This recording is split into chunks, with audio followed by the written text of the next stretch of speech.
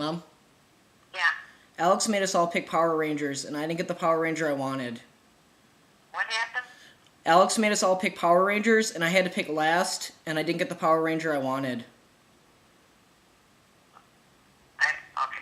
You're cutting out, and all I got was you didn't get the Power Rangers you wanted. Yeah, I didn't. I'm sorry to hear that, son. So I honestly cannot believe I ended up with the Pink Ranger. Like, I don't know how that happened. I am probably the least feminine person on this channel, and I ended up with the Pink Ranger. In all honesty, though, that doesn't bother me that much, because I'd much rather have the Pink Ranger than the Yellow Ranger. I don't know why Amy would pick the Yellow Ranger. Let's take a second. I want everyone watching to, right now, say the name out loud of the Yellow Ranger. I'll give you a second.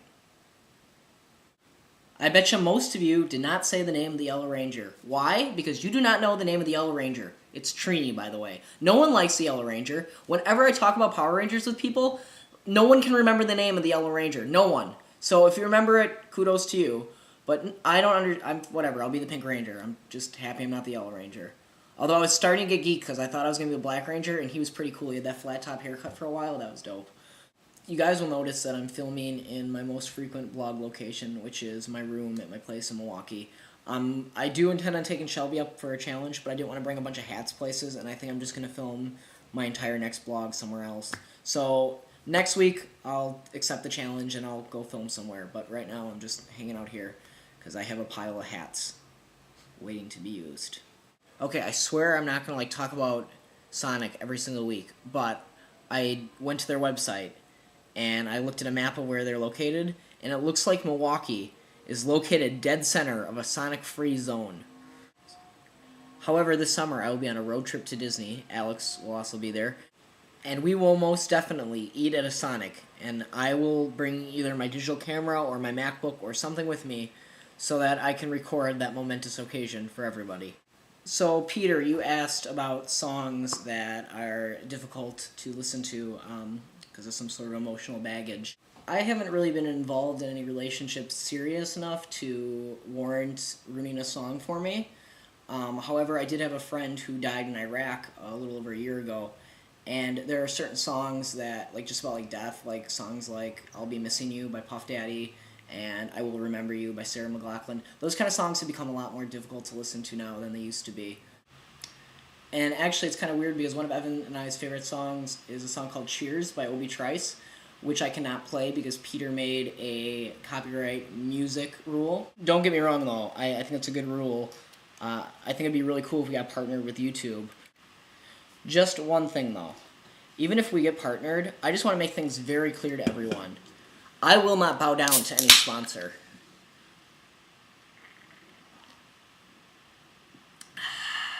But anyway, the point is, the song Cheers, at the very beginning, he says, we ain't here to mourn, we here to celebrate. This is for all my dogs who didn't make it in the struggle. And then the chorus is, grab your cups of beer, put 'em up, let's cheer. Here's a toast to all my soldiers who ain't here. So you would think that that would be like a difficult song for me to listen to because I already associated it with Evan. It was one of our favorite songs, and also it kind of does talk about death. But it's kind of the opposite. I actually get really geeked whenever I listen to that song. It's kind of weird how certain things can like trigger like a smile, like, you know, we had some good times, and other things can just kind of bring you down. But that one's a happy one for me. So Amy asked, what was a song that pumped us up? I guess the type of song that gets me pumped is a certain type of rap song, like the kind that like DMX makes, or like Till I Collapse by Eminem, or Numb Encore by Jay-Z and Linkin Park. Like, that kind of song gets me going. So now it's time for me to make a rule. I think we've been kind of unclear about like when our videos are supposed to be posted. Like when Peter's went up, I think it was up before like noon, and he like wrote a little thing like, I'm sorry it's so late, and I didn't really think it was that late. So I think my rule is going to be the times that you have to have your video posted by. I say it has to be posted between midnight, so right when it turns your day, and 2 o'clock p.m. And now it gets a little confusing because Peter's in a different time zone, so I was trying to think of how I wanted to handle this.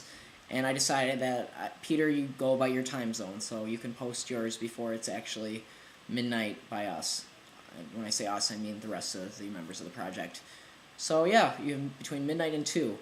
But Eric, what happens if you're traveling? I'm glad you asked that. You still have to obey the rules of your time zone. The rules go for the time zone you live in, not necessarily the time zone you are in.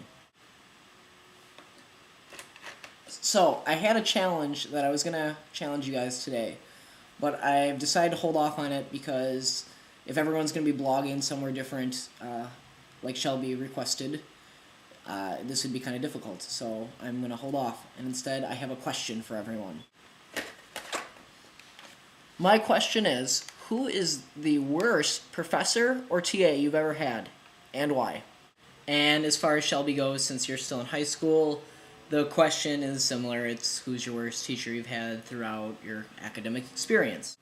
And I will answer that question next week. I'll see everyone next Thursday. Is